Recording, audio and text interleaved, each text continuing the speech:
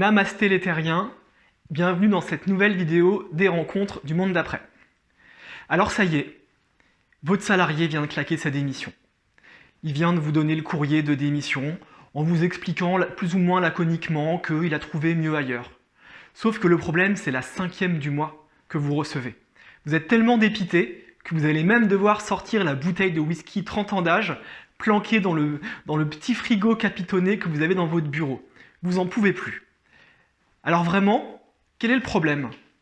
Finalement, pourquoi les salariés ne sont pas satisfaits de leur rémunération, malgré les conditions salariales qu'on leur offre ? Finalement, où est le problème ? C'est ce que je vous explique dans cette vidéo. Dans cette vidéo, je vais vous parler du ratio d'équité. Le ratio d'équité, c'est une théorie qui a été développée par Adams et Homans et repris en France par Jean-Marie Peretti. Très concrètement, elle dit que chaque salarié va avoir tendance à évaluer l'ensemble des avantages qu'il perçoit dans son entreprise. On appelle ça la rétribution. Le salarié va également évaluer ce que lui apporte à l'entreprise, c'est-à-dire sa contribution. Et Adams et Homans expliquent également la théorie de la motivation au travail par le fait que chaque salarié va avoir tendance à se comparer par rapport à une personne ou à un groupe étalon. Avant d'aller plus loin dans les explications sur le ratio d'équité, c'est important de bien comprendre ce qu'on met derrière les mots de rétribution et de contribution. Alors, derrière la rétribution, évidemment, il y a le salaire, et tout du moins le package salarial. Le salaire fixe, les primes, la prime d'ancienneté, l'intéressement, la participation, les bonus, bref, toute la partie rémunération. Mais il n'y a pas que ça. Il y a également les conditions de travail, la reconnaissance, l'équilibre vie pro-vie perso, les possibilités de formation, les possibilités de perspective d'évolution. Bref, dans rétribution, c'est à la fois tous les aspects de rémunération, mais de reconnaissance. C'est vraiment important d'en avoir conscience. Dans la contribution, le salarié va mettre dans la balance différentes choses. Dans un premier temps, son expérience professionnelle. Alors son expérience avant son arrivée dans l'entreprise et son expérience depuis qu'il est dans l'entreprise. On peut aussi lier à ça la notion d'ancienneté.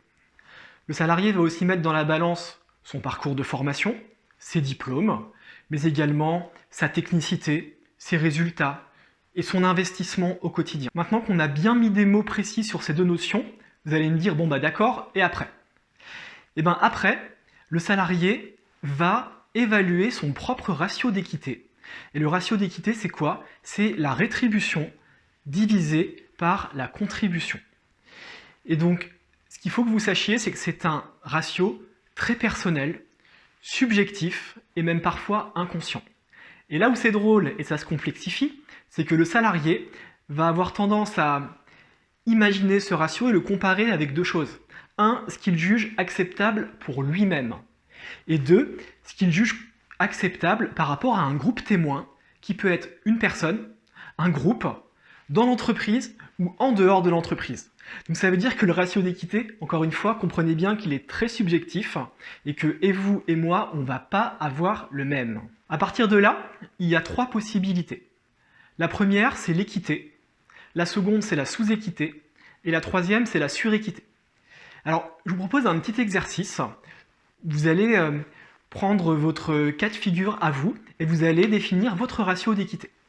Alors, par rapport à votre rétribution, vous allez mettre une note sur 100, de 0 à 100, sur la manière dont vous pensez être justement rétribué, 100 étant le maximum, 0 étant le minimum. Et vous allez faire ce même exercice avec la manière dont vous pensez contribuer dans votre entreprise. 100 étant une contribution très importante, 0 étant une très faible contribution. Et vous allez donc diviser le chiffre de rétribution par la contribution. Si vous arrivez à un chiffre de 1, tout pile, donc même score entre rétribution et contribution, bravo, ça veut dire que vous vous percevez en équité parfaite. C'est l'idéal, c'est le modèle vers quoi les entreprises doivent tendre. Voilà, ça veut dire que le ratio est très équilibré entre la rétribution et la contribution. Deuxième cas, votre ratio d'équité est inférieur à 1, voire est très inférieur à 1. Donc là, vous êtes en situation de sous-équité. Ça veut dire que probablement votre niveau de rétribution est plus bas voire beaucoup plus bas que votre niveau de contribution. Donc dans ces cas-là, il va y avoir deux options.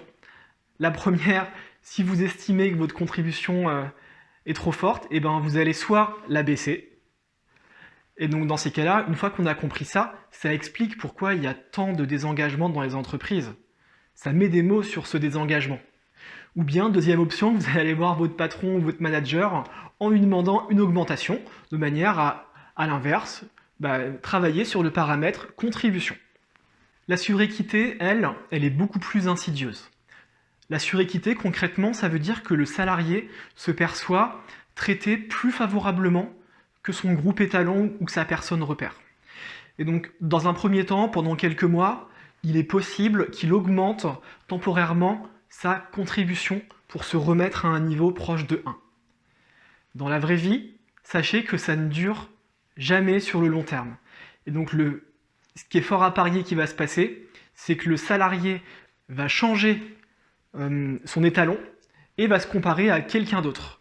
Par exemple, peut-être qu'il va se dire « Oui, bon d'accord, je suis peut-être mieux payé que mes collègues, mais dans la boîte, chez le concurrent, je sais que les gens qui ont 20 ans d'expérience, ils payent mieux qu'ici. Donc en fait, je suis pas si privilégié que ça. » Et sachez que se percevoir en situation favorable, ça peut à un moment donné exclure du groupe, et ça peut là aussi avoir tendance à favoriser les démissions ou les départs. Donc c'est vraiment très très insidieux, la suréquité. Maintenant que vous avez tout compris de l'équité, de la sous-équité, de la suréquité, vous allez me dire, oui, mais maintenant, qu'est-ce qu'on fait?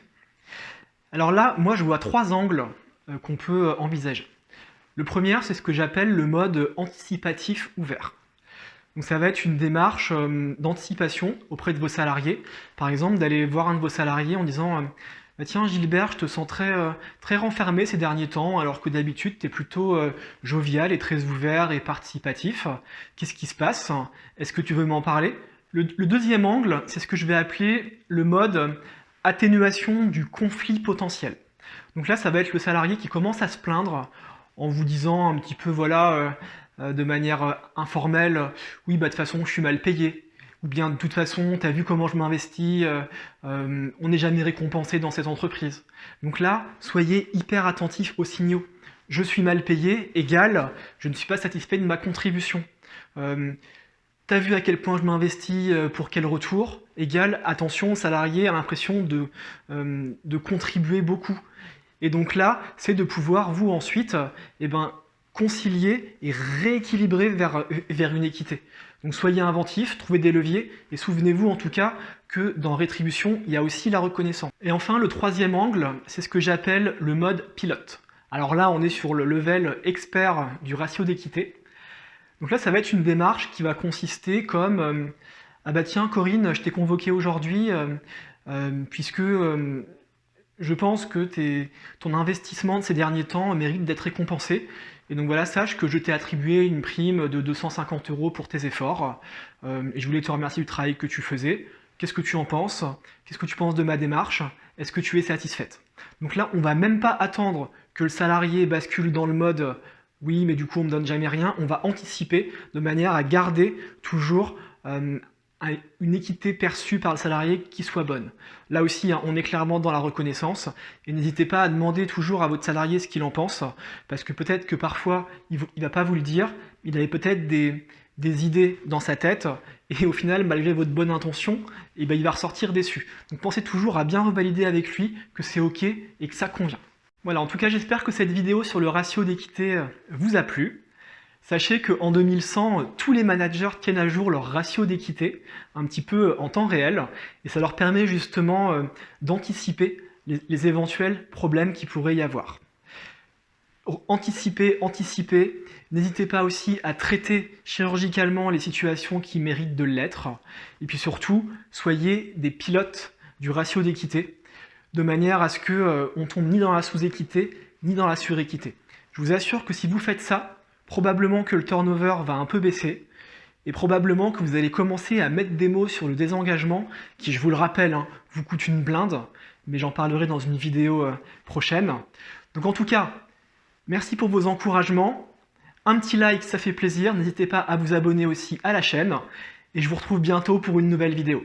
Ciao ciao les terriens!